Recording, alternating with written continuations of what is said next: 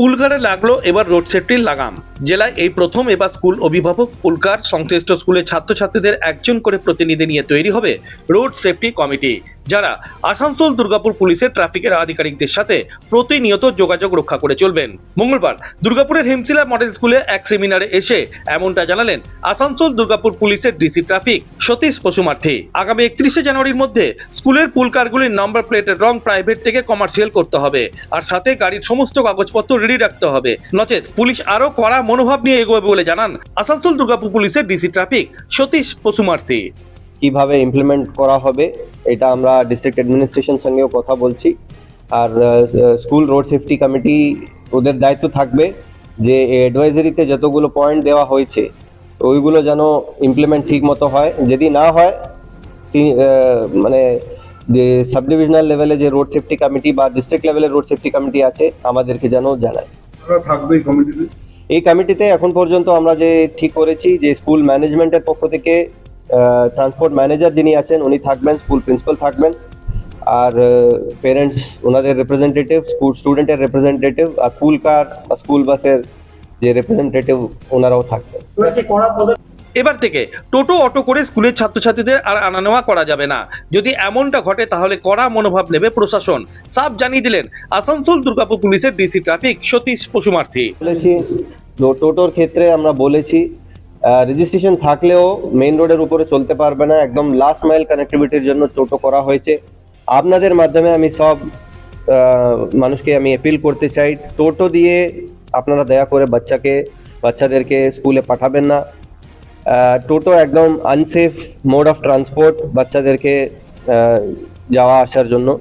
আপনারা প্রাইভেট আপনাদের গাড়ি থাকলে ঠিক আছে, না হলে পুল কার বা স্কুল বাস বা অন্য কোনো সেফ মোড অফ ট্রান্সপোর্ট দিয়ে পাঠাবেন।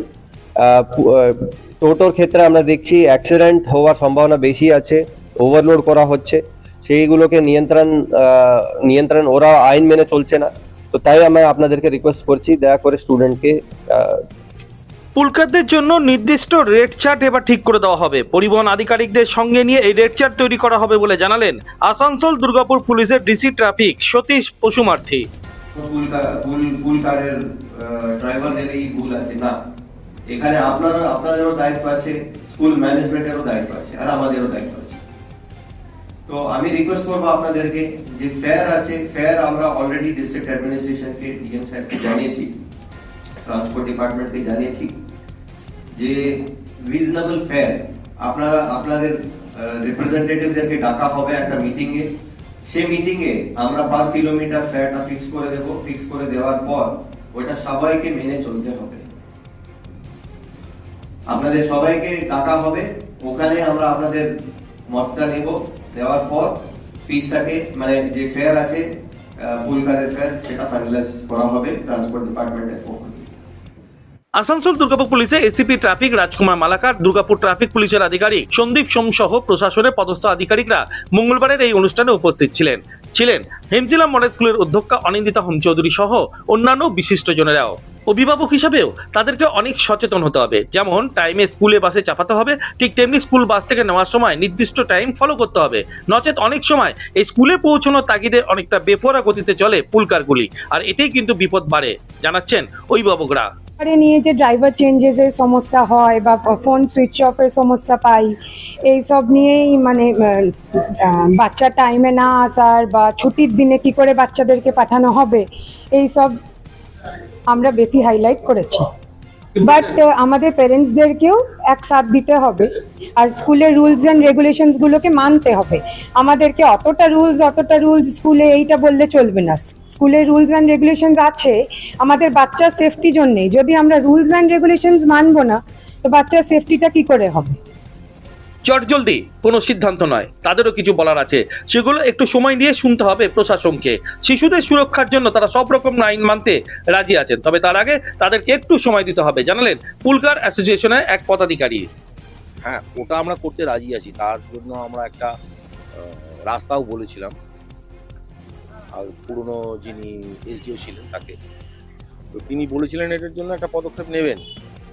তো শেষ পর্যন্ত ওটা কিছু করে উঠতে পারেনি। এসডিও স্যার ছিলেন, এআরটিও স্যার ছিলেন, তো ওইটার জন্যই আমরা অপেক্ষা করছি যে ওটার একটা সুরাহা হলে তাহলে আমাদের পক্ষে সুবিধা হবে প্রাইভেট গাড়িগুলোকে কমার্শিয়াল ট্রান্সফার করতে।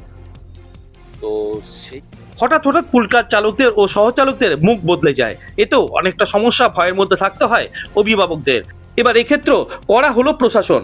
পুলকার চালক ও সহচালকদের ছবি যেমন স্কুলের কাছেও থাকবে, অভিভাবকদের কাছেও থাকবে, ঠিক তেমনি প্রশাসনের কাছেও তার নির্দিষ্ট ছবি ও নাম এবং যাবতীয় তথ্য জমা করতে হবে। তাহলে সেক্ষেত্রে অনেকটা ঝুঁকি কমবে বলে জানালেন আসানসোল দুর্গাপুর পুলিশের ডিসি ট্রাফিক সতীশ পশুমার্তি। সব মিলিয়ে পুলকার নিয়ে যাবতীয় সমস্যার সমাধানে এবার কড়া মনোভাব শুধু নয়, বাস্তবে তা কার্যকর করার জন্য বদ্ধপরিকর আসানসোল দুর্গাপুর পুলিশে ট্রাফিক পুলিশ। দুর্গাপুর থেকে অনুরাধা সিংগুপ্তর রিপোর্ট, খাঁটি খবর।